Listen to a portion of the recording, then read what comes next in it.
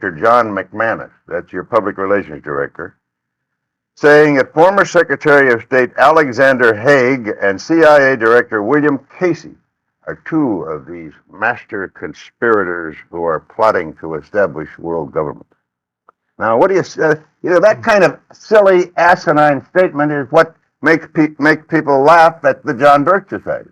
Well, Tom, I'm sure being a long-standing member of the Rockefeller apparatus, and as a member of the Council on Foreign Relations of longstanding, you're fully aware that there is an elitist core in this country that has seen value in subsidizing communism, of protecting communism. It has?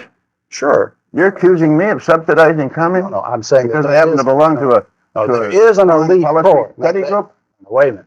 There is an elite core in this country that has dominated American society. Well, I'm not one of them. Trilateral Commission. The Trilateral Commission, Council on Foreign Relations. State Department, I suppose. Well, let's face it, they've dominated the State Department for 40 years, and pretty much openly. All right, but what are they trying to do? Well, their objective is to try to bring about a gradual transition in our society, a dissolving of sovereignty, and a moving steadily to the left on the political spectrum. Well, who are they? The elitist groups that I mentioned, particularly key individuals and policymakers in the Council Is on the Foreign International Relations. Monetary Fund part of it? Well, I would say the International Monetary Fund has certainly been set up for the purpose of facilitating that transfer of sovereignty and transfer of wealth on the road. Right, we elected Mr. Let Conservative. me just finish the point, because otherwise we're going to have a lot of unanswered questions. That you are looking at a group that has worked to bring about a dissolution of national sovereignty on the road to world government.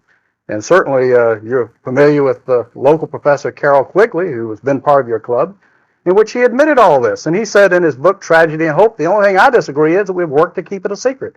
And you see Arthur Schlesinger Jr. writing way back in 1947, says, yes, this is the hidden policy of America.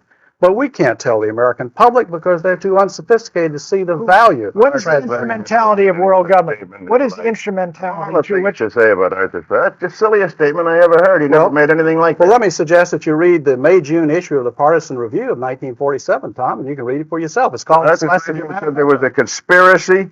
A conspiracy to promote communism? Oh, he didn't use the word conspiracy. He said the objective was to bring about... Let me finish. I'll tell you. He said that the objective, the secret policy, which we can't tell the American public because they're not sophisticated enough to see the value, is that through a steady result of erosion of new deals, we bring the American society steadily to the left, and through a sound concept of benign containment, we merge into the vital center of the socialist left. Those are his words, not mine. I think John Kennedy was a member of that conspiracy. No, let me ask you this. The World Federalist movement in the post-war era contained a lot of people who eventually broke with it, and a lot of people thought the UN in the post-war era looked toward world government. Sure. Indeed, they did, up until 48, 49. But a lot of them said, look, we were utopian. That's over and done with. We can't move. And a lot of them came in Kennedy's government. Schlesinger was in there when they were fighting in Vietnam, launched the effort in Vietnam. Schlesinger was behind the Bay of Pigs. In other words, look, isn't there some move that occurred in the post-war era that now has been dissipated because nobody believes in the utopian ideal of world government anymore? Well, I think there are those that realize that moving straight from a prototype of the United Nations into world government perhaps is tactically impossible. But phasing out increasingly national sovereignty into regional government and phasing out sovereignties into international treaties in multiple areas. The whole movement toward, quote, interdependence. Yeah. NATO is part of the conspiracy? Well, there are certainly elements in NATO. There are people in NATO who are very strongly dedicated to the defense of the West. But at the same time, you find in NATO a steady dissolution. You find a growing weakness. There's a NATO policy dominated by State Department policies that has not worked. Well, it's a regional grouping, and I think therefore it may be suspect by the John Birch Society. We're talking with Congressman Larry McDonnell, who has recently been elevated, I guess, to chairmanship of the John Birch Society, succeeding Robert Welch. We'll be back in a minute. Congressman Larry McDonnell, the Democrat from Georgia.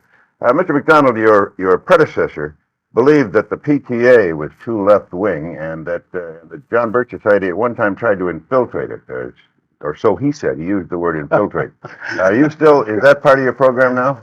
Well, I think when the PTA comes out in this program for the test ban treaty, and when the PTA comes out for gun control, it comes out for obviously national legislative programs that have been linked with liberaldom, having nothing to do with education of our children. I think many people are wondering what in the world is the PTA doing, and that includes members of the John Birch Society. Well, I wonder about you. Public. I wonder about you. I looked you up. You're the biggest joiner that I've ever seen in the world. You belong, as I counted them, to 67 organizations, among which are the National Rifle Association, the American Pistol and Revolver Association, the Committee for the Right to Keep and Bear Arms, the Second Amendment Foundation, and the Citizens Committee for the Right to Keep and Bear Arms. Well, Tom, I think there's a real drive in this country to try to destroy the realization of our citizens that they have a fundamental constitutional right to keep and bear arms as the Constitution allows. And unfortunately, there are those in our society, including elements of the PTA nationally, not always locally by any stretch, but nationally, who would believe that the federal government should restrict the right of citizens to keep and bear arms. Let me ask you about this conspiracy again. Well, you can take the issue of one of the major problems of this country is inflation Right. and the problems of the destruction of the dollar.